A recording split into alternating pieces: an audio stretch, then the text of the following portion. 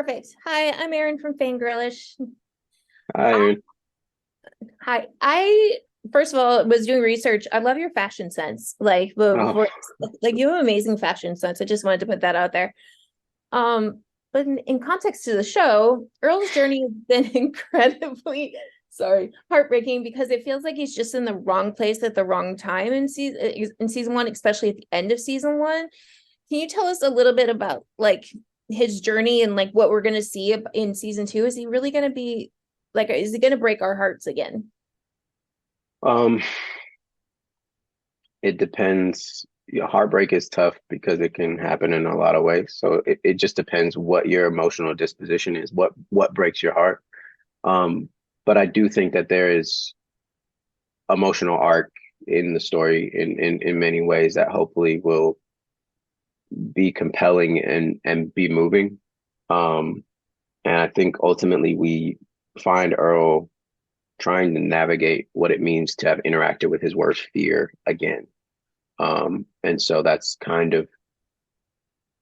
where we start with Earl in season two, and we see how that transforms him throughout the season. That's a very deep answer. I love that. I wasn't. I was trying to just give you the most clear answer. I'm sorry. No, don't be sorry. I actually really loved it. So your mindset, what's your mindset for playing Earl, a character that comes off as softer and more gentle, but than the audience may have like expect him to, because like you don't expect him to be who he is, if that makes sense. Yeah, I think my mindset was mostly that it feels like a character that's afforded to a lot of folks throughout television, but that we haven't really gotten a chance to see um, Black men play the way we live.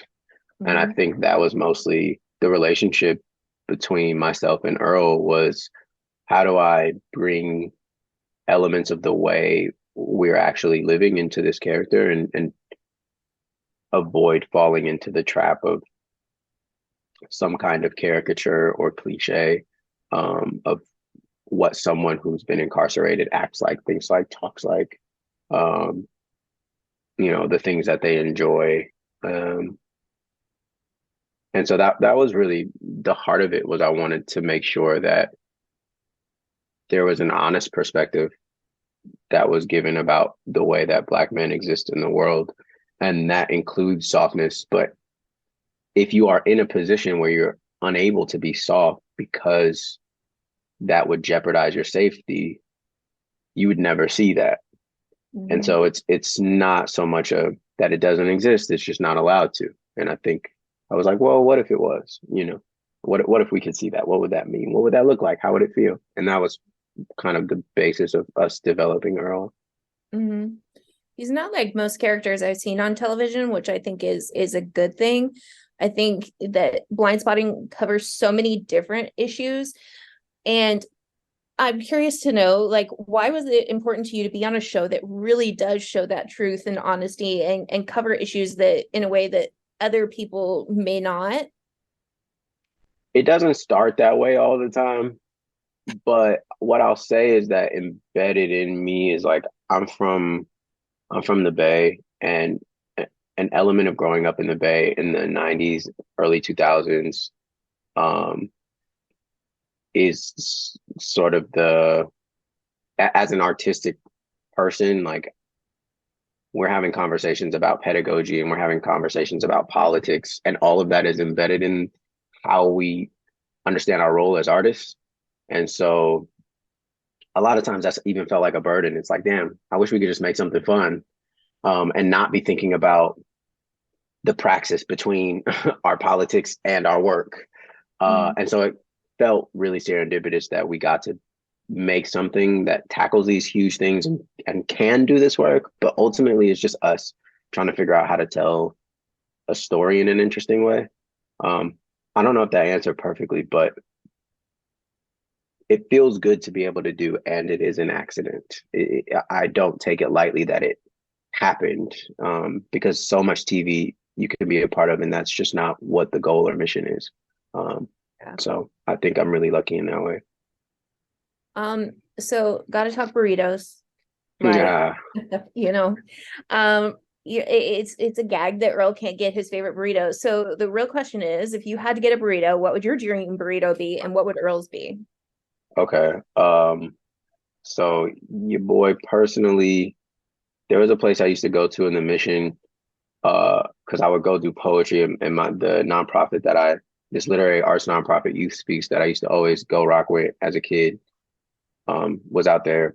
So I used to go to Los Coyotes and get a carne asada and pollo mix burrito, just bomb, just classic. And I think the Bay's burritos are just way, I live in LA now, they're just way hard. They go way harder in the Bay. Oh, It is what it 100%. is. They're way better, respectfully. Hmm. Earl, to me, feels more like a shrimp dude. Feels like he would get a shrimp burrito, and he's gonna do whole beans for sure. He's gonna do a whole black bean, and I don't know. The guacamole's throwing me. Like he likes fixings, but like that might be doing too much. I don't see him as a guac. Like, Yeah, you know what I'm saying? It's just like, oh, yeah, that might be too much. I see him like being like, wait, that's extra? No, not, you know Right. what I mean? Like, I don't know how to say it right, but like I see him being like, the shrimp is extravagant and the guac is You just know, out. Yeah. So I mean, that's just my opinion. But so fans have been excited about Earl's relationship with Janelle, and do you think that they work well together, or they could work well together? Do you think? Do you guys see what people see? Like, yes, and I think the big thing about both of their stories that's so important to sort of keep in mind for people who are watching the show is that we have very little context intentionally mhm. about their lives outside of that one hyper specific moment of them coming together, Miles having gone to prison, and Ashley navigating that. And Earl comes into the mix, and we don't know anything about Earl. We don't know if Earl has siblings. We don't know if Earl is partnered. We don't know anything about Earl outside of, you know, he likes burritos, he likes to cook. And similarly, I think with Janelle, we learned at the end of season one that she's married and she had a kid and all this other context.